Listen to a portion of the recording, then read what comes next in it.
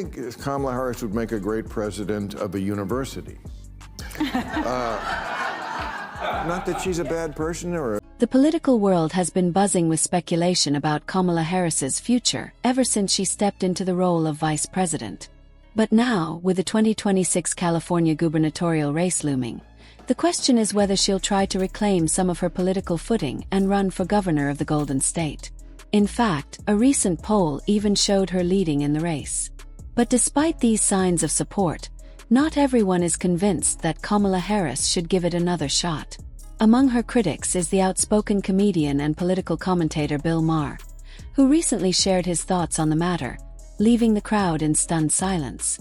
His verdict: he doesn't think she should run, and not just because of her past struggles but because he believes she's had her time in the political spotlight. As Maher put it, "I think Kamala Harris would make a great president of a university. Not that she's a bad person or a bad candidate or anything like that, but it just didn't work out." It was a cutting remark that not only left the audience stunned but also sparked a firestorm of reactions. While some laughed at Maher's signature brand of political humor, others took his comments more seriously, wondering whether he was simply voicing a larger concern about the direction of the Democratic Party and the viability of its leaders moving forward. What Maher's comments did was bring up the question: is this the end of Kamala Harris's political career, or could she reinvent herself once again? Harris's journey has been anything but predictable. After rising through the ranks of California politics as a tough prosecutor and senator, she shot to national fame when she ran for president in 2020. There was hope, excitement, and momentum as she became a trailblazer, the first woman of color to run for the office. But things took a turn when her campaign quickly lost steam, and her bid for the highest office in the land fizzled out. Many pointed to her shifting policy positions, a lack of clarity about her platform, and a failure to connect with voters on the national stage. Others, though, argued that the media unfairly targeted her, pointing out the challenges women and people of color face in mainstream politics. Her presidential campaign may have ended in defeat, but her story didn't stop there. In fact, she found herself in the White House anyway, just not as president. She became the vice president under Joe Biden, a moment that was historic in its own right. Still, her time in the administration hasn't exactly been without its bumps. Critics have pointed to her perceived mishandling of the border crisis and her struggle to make a significant mark in her new role. She's faced criticism from both the left and right, with some calling her ineffective and out of touch, while others argue that she hasn't been given the proper platform to succeed. This mixed reception only fuels the question: can she recover and rise again? Now, in 2026, the buzz about Kamala Harris potentially running for governor of California has reignited the debate about her political future. And it's not just coming from the usual pundits and political analysts. Even comedians and late-night commentators like Bill Maher have weighed in. Maher's sharp critique of Harris's political viability reflects broader frustration with her trajectory. Maher, always the provocateur, has never shied away from making bold, sometimes harsh statements. He suggested that Harris would be better off leaving the political spotlight altogether, even joking that she should run far, far away. He wasn't pulling any punches, suggesting that Harris had already had several opportunities, and maybe it's time for her to step aside. While Maher's remarks were meant to be humorous, they struck a chord with many who are concerned about the future of the Democratic Party. Some even see Harris as a symbol of what's gone wrong with the party. Her shift toward more progressive policies alienating moderate voters, the lack of clarity in her message, and her failure to connect with everyday Americans.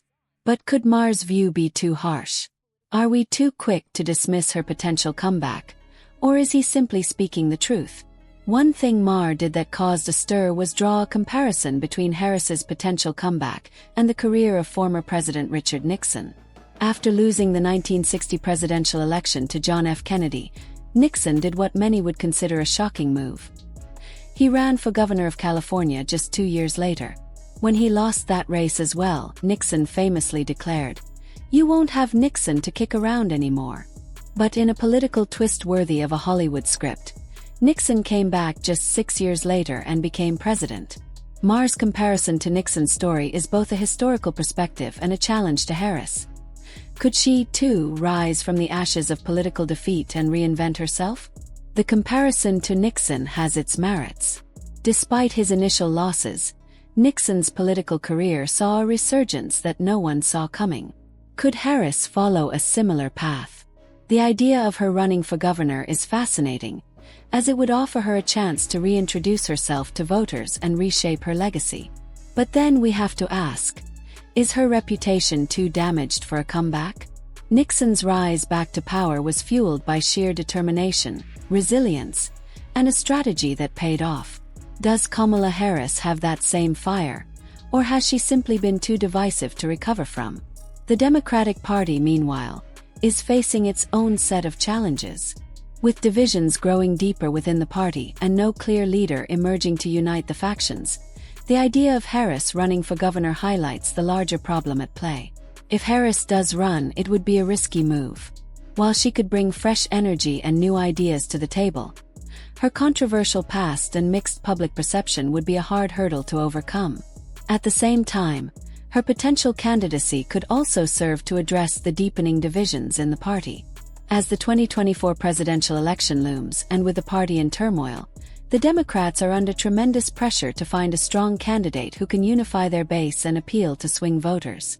But it's clear that Harris's potential to be that candidate is uncertain. When it comes to public opinion, Kamala Harris is a polarizing figure. She's broken barriers as the first woman of color to serve as vice president, which many see as a monumental achievement. But despite her historic role, her approval ratings have remained lackluster. Polls show that the public remains divided, and some of her critics believe she's out of touch and ineffective. If she were to run for governor in 2026, she would have to work hard to reshape her image and prove that she's still a force to be reckoned with. Some have even suggested that Harris might be better suited for a position outside of politics, such as a university president. Or will she fade into obscurity? Only time will tell, but one thing is for sure.